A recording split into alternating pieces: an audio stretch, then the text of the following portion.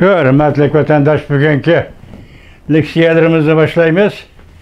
Leksiyada Gazi Ruzi Washington'dan sözdeyimiz.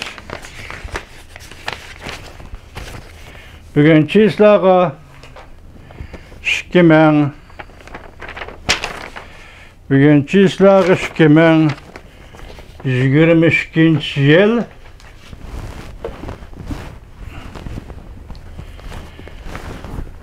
6. ayının 15. günü vatandaş. Bugünkü vaziyetin gepasa hazır Amerika Qo'shma Shtatlar Aqsray Prezidentning davlat bexatarligi bo'yicha maslahatchisi Jack Sullivan bilan Jungo Tashqi ishlar Diplomatiya ishlar komitetining mudiri Yang Jiechining Lyuksemburg shahrida o'tkazgan suhbati to'g'risida konkret xabarlar yetib keldi.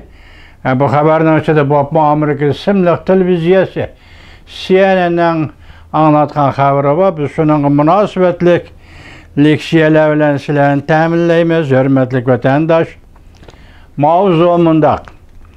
Amerika Jungo Lyuksemburg shahar davlatida qaysi mavzular ustida suhbatlashdi?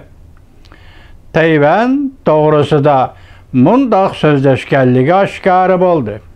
Mavzular xabar 6. ayning 14. kuni Russian Toka torbeti va bugungi Vanve torbeti e'lon qilindi. Xabar mundaq boshlandi.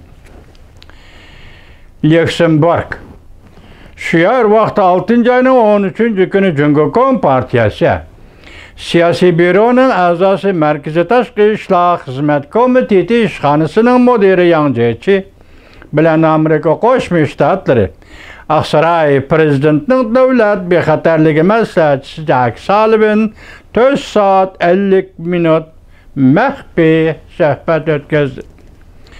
İki tarafning bu suhbati bu yil 3. ayning 14. kuni İtaliya Ramda shundaq bir suhbat o'tkazgandan keyin yana bir davlat uzun vaqt suhbat o'tkazganligi bo'lib hisoblanadi. Jungo taraf mundaq ko'rsatdi.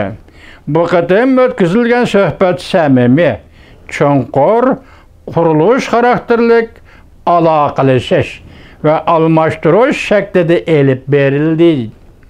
Amerika taraf mundaq ko'rsatdi. Bu qatam o'tkazilgan bu suhbat samimiy, mohiyatlik, natijalarga boy o'tkazilgan bir qatimliq suhbat bo'ldi deb ko'rsatdi. Buningdan bir necha kun burun Jungo Amerika davlat mudofaa ministrlari Singapur, Shangri-La suhbat munbiriga qatnashganda suhbat o'tkazgan edi. Keyin o'tkazilayotgan bu suhbatlarning tashqari dunyoda ba'zi matbuotlar Amerika Jungo jiddiy munosabatlarning biroz pasayganligi deb tasvirlashdi. Bu to'g'rida Jungo mutaxassislari mundaq hisobladi. Garchi Amerika taraf Jungo bilan o'rtadagi ixtiloflarni tizginlaymiz deb ko'rsatsa-mu, lekin Amerika tarafining amaliy harakati oz bo'layotdi. 6. ayning 13. kuni Jack Sullivan bilan suhbat o'tkazganda Yang Jiechi mundaq ko'rsatdi. Bir mezgillerden beri Amerika tarafı bütün sap bo'yicha Jungo'ga besim ishlatdi ve Jungo'ni chekladi. Bunda qilganda Amerika o'zining masalalarini hal qila olmay qolmasdan, balki Amerika Jungo munosabatini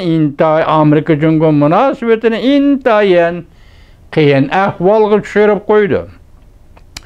Ikki tarafning qo'sh taraflik masalalar bo'yicha aloqalashish, fikir almashtirishiga ziyon yetkazadi. Bundaq bo'lganda Amerika Jungo ikki tarafning va butun dunyoning manfaatiga foydasiz bo'ladi. Lyuksemburg shahar davlatida uchrashish Yang Jiechi bilan davlat bexatarligi maslahatchisi yaqindan beri 3. qatim uchrashgan va suhbat o'tkazgan bo'ladi. Davomini anglaysiz vatandosh.